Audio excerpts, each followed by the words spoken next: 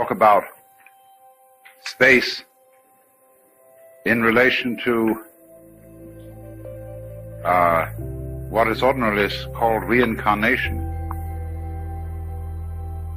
because this is one of the most fascinating applications of the sense that space constitutes something significant.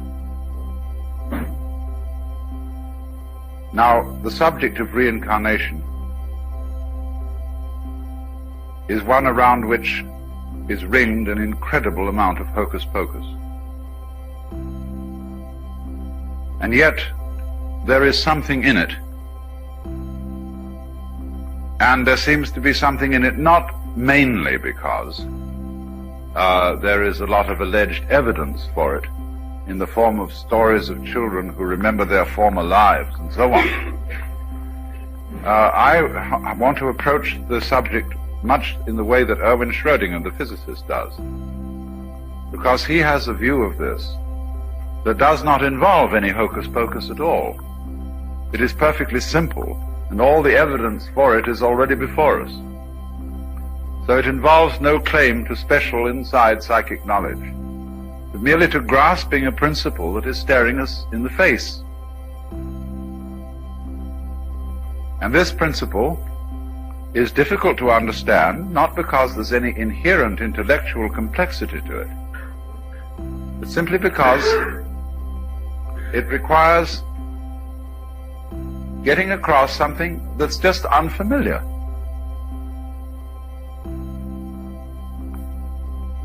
There is obviously some sort of analogy, which I've already drawn your attention to, between space and unconsciousness. Between stars there is darkness.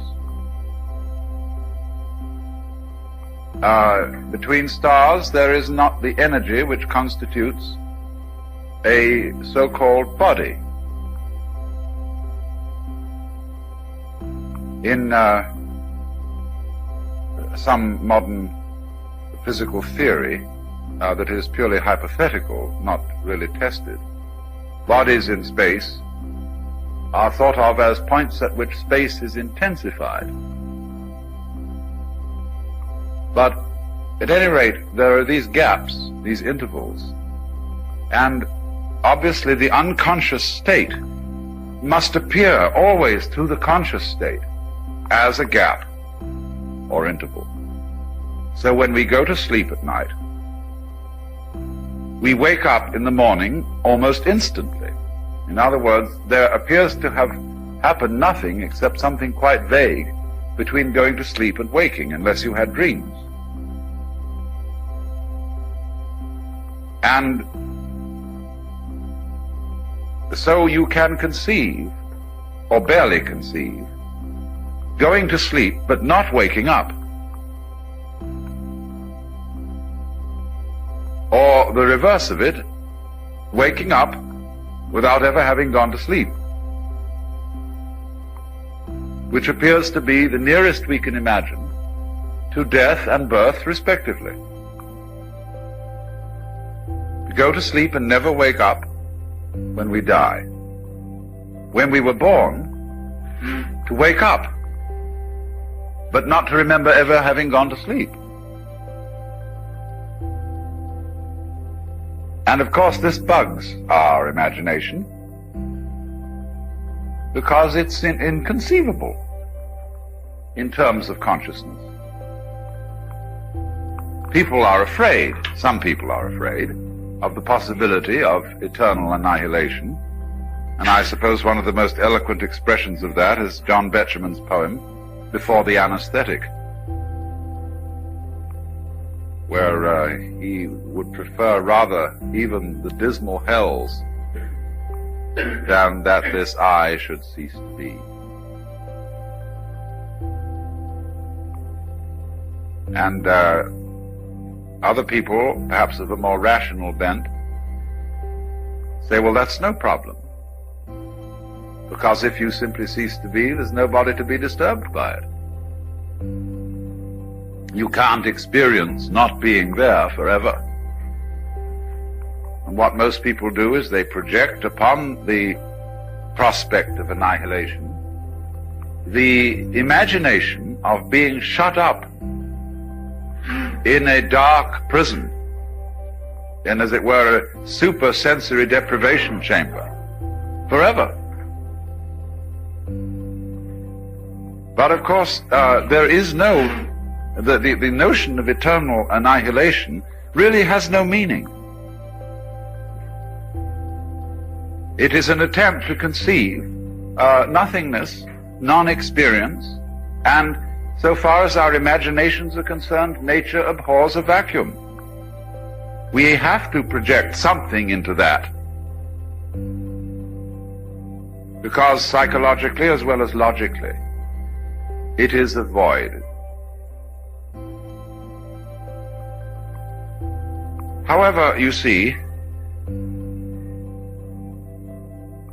just as we've been discussing the notion that all creatures whatsoever, not to mention all people, feel themselves in the middle.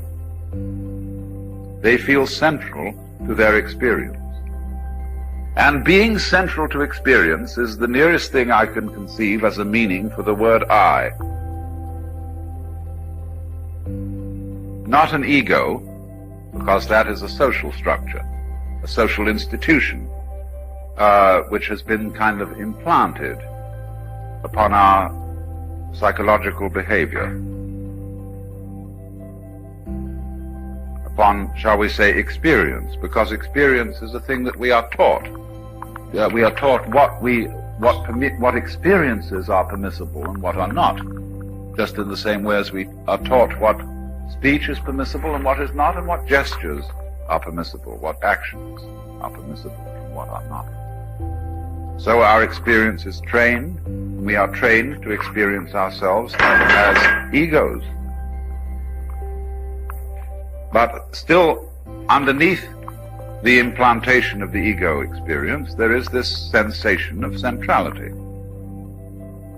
You may feel that your center is isolated, as in the ego thing, or you may feel that your center is simply the center of a being, which is you, which extends to the ultimate limits. But in every case, there is this sense of centrality in every being that exists. And therefore, every being is I, just as you are. And there are always I's in this sense. So long as the planet endures and there are living creatures on it, this is a planet which I's. And so long as there is the possibility that anywhere in the galaxies there should be such a planet, or creatures who focus the centrality feeling of the universe, there is I. And that I is always you.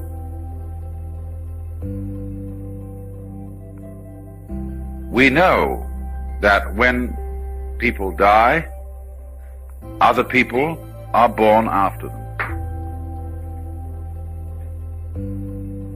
And that is all the evidence we need for the notion of a reincarnation. All. It could be explained in various ways, discussed in various ways, and elaborated. But fundamentally, people die, and then people are born. And that is only the simplest way of saying it, because people are born while others are living, and a whole collection of I centers can sit around in a ring in this room. And I would explain, according to my feeling, that we are all a cycle of reincarnation sitting round here in a circle.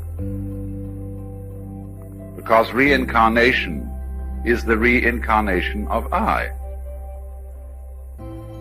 If you want it to be the reincarnation of a particular I,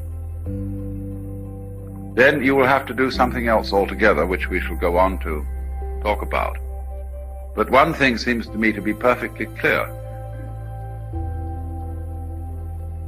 there was a time when your I woke up. It emerged from the biological continuum and what de Chardin calls the biosphere of this planet. And you don't remember having been here before, at least not in the ordinary way. That is as surprising and as inconceivable an event as ceasing to be and without any apparent prospect of being again.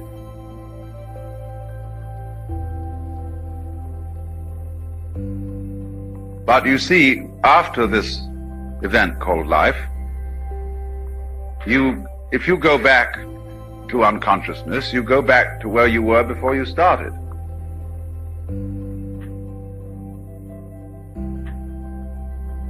And since there can't be any experience of non-experience,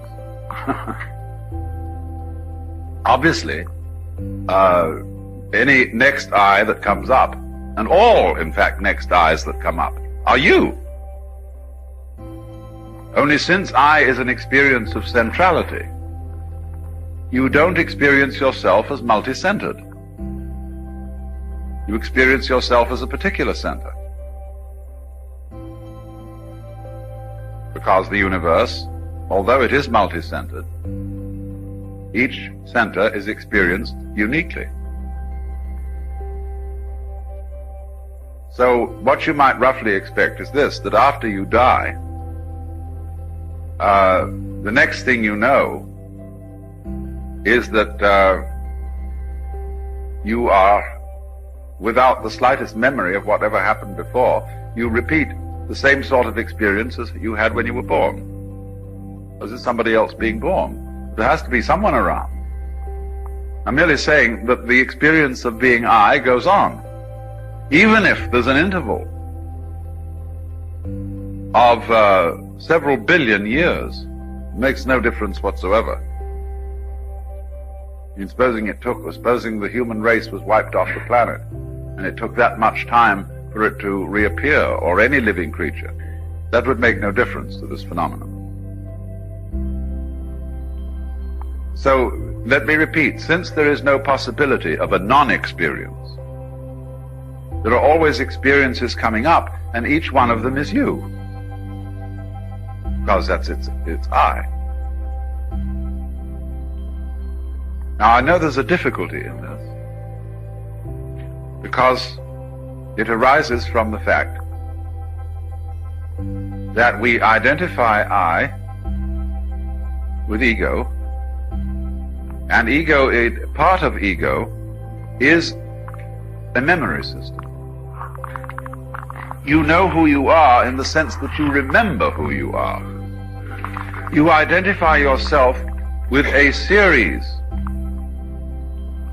of events that you remember, and these are like strung out in a line. They're like a certain tune. And therefore you identify yourself with that tune.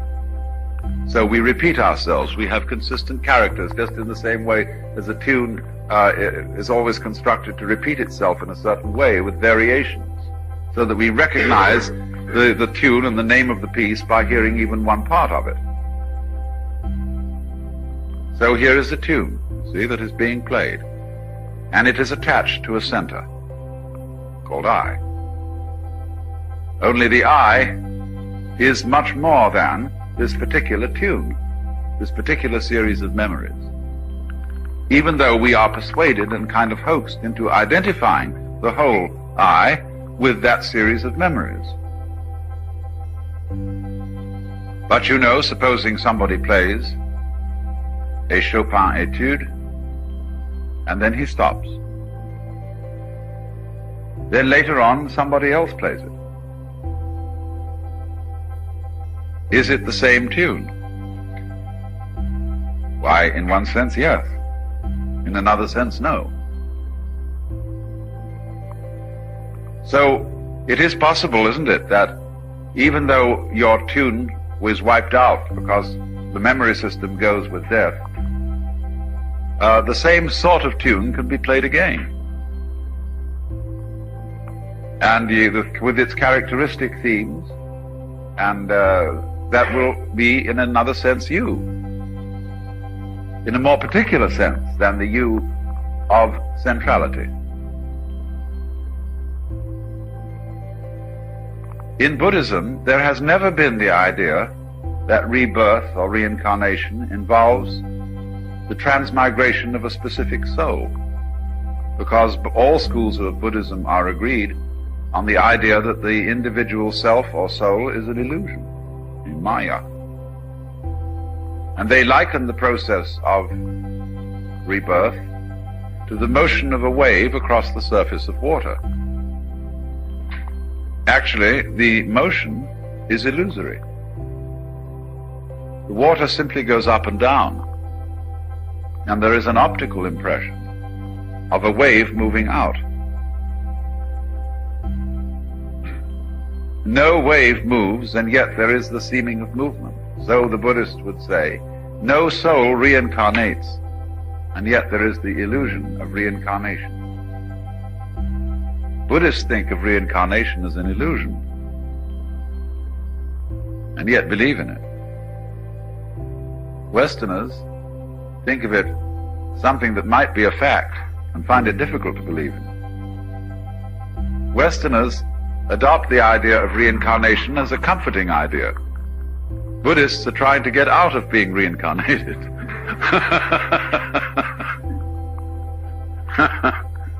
It's very funny. But at any rate, the Buddhist doctrine of reincarnation says that what passes from life to life is karma, is doing, action. That's what karma means. Process. And that's something like wave. Not soul, not entity. That doesn't pass. You can look at it in another way. There is an institution like the University of California. This university keeps going on and on and on, and yet all the buildings change, certainly all the students change, all the faculty changes, all the administrative officers change as the years go by. And yet it's still the University of California. What is the University of California? Why, it is a process. It is a doing. It is a pattern of behavior. Your body is in the same situation. There is not one scrap of you that was with you 10 years ago. It has all been rebuilt, reorganized, completely repaired and renewed. Then who are you? You are a pattern, you see. You're a process that is identifiable and recognizable. You face in a certain way. You hair in a certain way. You eye in a certain way, and you behave in a certain way. So we recognize you. But it's all inconstant. It's like a whirlpool in water. The water flows through, and the whirlpool retains a shape until it doesn't. But then it can always whirlpool again somewhere else. So now, what do we do, if that's clear so far? What do we do to give any credence at all to the notion that there is some connection between some lives of a peculiar character? That we could take a life lived between the years of 1500 and 1580 and look at that, then see another life lived between 1700 and 1792 and say, ye gods, there's no getting away from it, but that the latter is a continuation of the former.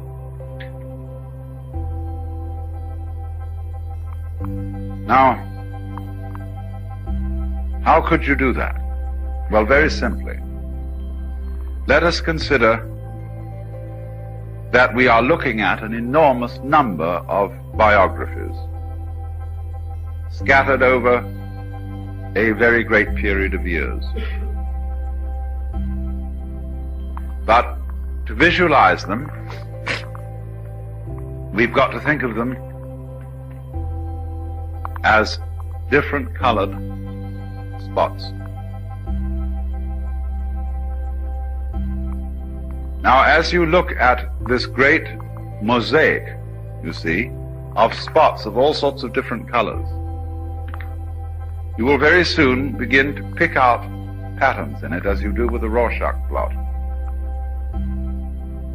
And you will see continuities running across. And you will therefore have projected a particular, even personal, reincarnation pattern running between these different biographies. It is highly conceivable that one of these blots may at a certain point lead you into there may be a stream of blots that you associate as being a stream, and then at a certain point they divide, and two lines proceed from it. It could very well be, you see, that an individual could reincarnate as two next time, or any number you want, amoeba fashion. But you will see these connections in your blots. Now then the question arises, is this just your idea, or are these connections real? In order to answer that one, all we have to do is to look at some sort of pattern formation that we find not in the situation that we find a Rorschach blot, but say we are examining the structure of a muscle. We've sliced a muscle and are looking at it carefully with microscopes and things. What do we find? We find that muscle is an enormous conglomeration of cells, but that these cells have patterns in them. Or at any rate, we notice certain areas of their behavior where they seem to constitute tubes. But what is the difference between the tubes one sees in a cross-section of muscle and the pictures or forms one sees in a Rorschach blot? Just get down to it. What is the difference? You might say there would be a large variation of individual opinion as to the nature of the Rorschach blot pattern, and less division of opinion about how one should interpret muscle patterns. But is that alone enough to establish a significant difference between the two situations? Especially when you get down to the micro level, where more and more the molecules or cells or whatever are distant from each other. You say, isn't it really remarkable that at a certain level of magnification we see this as a huge distribution